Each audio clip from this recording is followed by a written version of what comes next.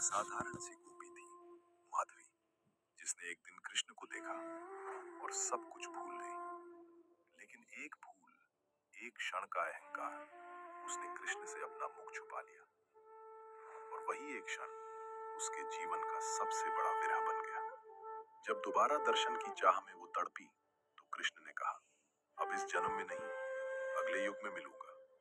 विरह में जलती हुई माधवी ने प्राण त्याग दिए, लेकिन उसकी भक्ति नहीं मरी। समय बदला, युग बदला और वही माधवी कलयुग में जन्मी, मीराबाई बनकर, जो संसार को सिखाने आई कि सच्चा प्रेम मिलन में नहीं, विरह में पूर्ण होता है।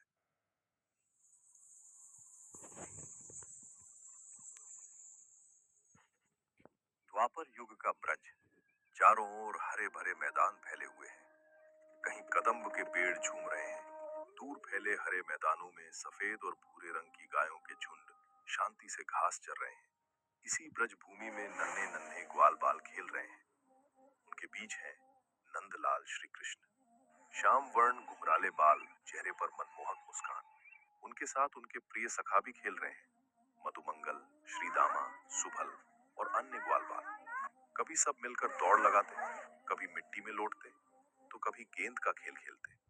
सब बच्चे हंसी मजाक और शरारत में डूबे हुए थे। तभी अचानक श्रीदामा खेल के बीच से उठकर जाने लगे। कृष्ण ने उन्हें जाते देखा तो तुरंत पुकारा, अरे भैया श्रीदामा, कहाँ जात हो? लाला, मैं तो अपनी ससुराल जात हूँ। ससुराल? अरे भैया, ये कौन सा गांव होवे? अरे कन्हैया, तुम्हें ससुराल भी नहीं पता? अरे कन्हैया, ससुराल कोई गांव ना होवे। जब किसी का ब्याह होवे ना, तब पत्नी का मायका ससुराल कहावे। तो मोरो भी ब्याह होएगो? हाँ लाला, जब तू बड़ा हो जावे तब तेरी भी बहू आ जावे। तो मोरो भी ब्याह होएगो, मोरे भी बहू आ जावेगी।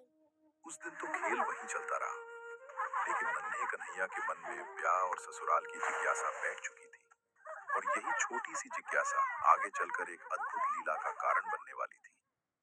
उधर ग्वाल बालों से ससुराल की बात सुनकर नन्हे कन्हैया के मन में एक नई जिज्ञासा जाग उठी। वो खेल छोड़कर सीधे नंद भवन पहुंच गए।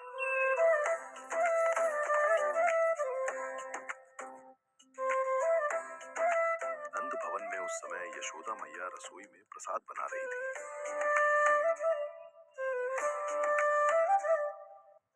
इतने में कन्हैया दौड़ते हुए आए और सीधे जाकर मैया की गोद में बैठ गए।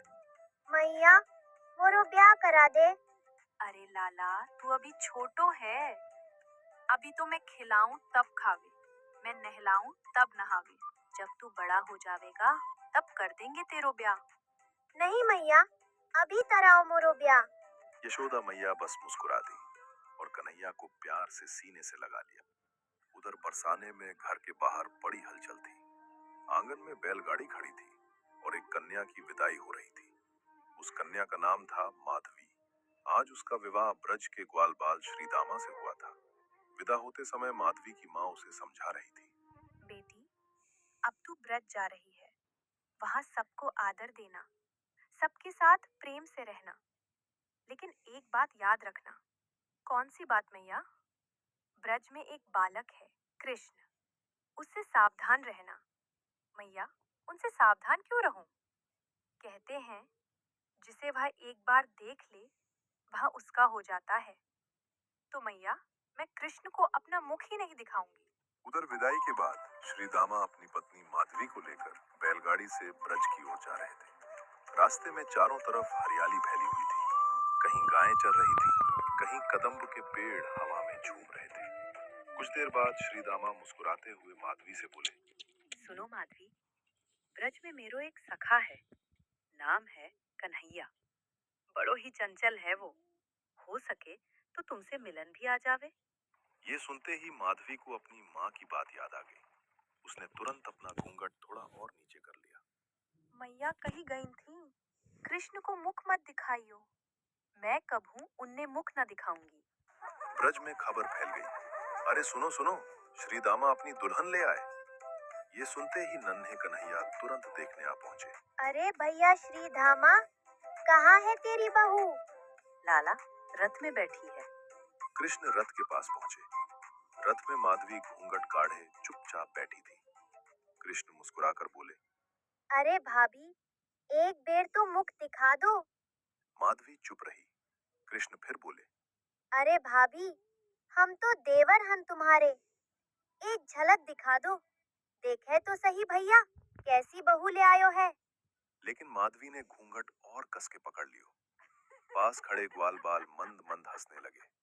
कृष्ण कुछ देर मुस्कुराते रहे, फिर बोले। ठीक है भाभी, आज तू हमसो मुख छुपाए रही है, पर याद राखियो, एक दिन ऐसो आएगो जब तू मोरे दर्शन को तरसेगी। उधर ब्रिज में जहां देखो वहीं कन्हैया की ही चर्चा चलती थी। किसी आंगन में गोपियां कहती। आज कन्हैया ने ऐसी मधुर बांसुरी बजाई कि सब मोहित हो गए। कहीं से आवाज आती। अरे आज फिर नंदलाल माखन चुरा ले गए। और कोई हंसते हुए कहता। आज तो कन्हैया ने ऐसी लीला की कि पूरा ब्रज हंस पड़ा। चारों ओर बस एक ही नाम गूंज रहा था, कृष्ण कृष्ण। ये सब सुनकर माधवी मनी मन सोचने लगी। ऐसा क्या है कृष्ण में कि ब्रज के सब लोग हर समय उन्हीं की बात करते रहते हैं। Practicing English with an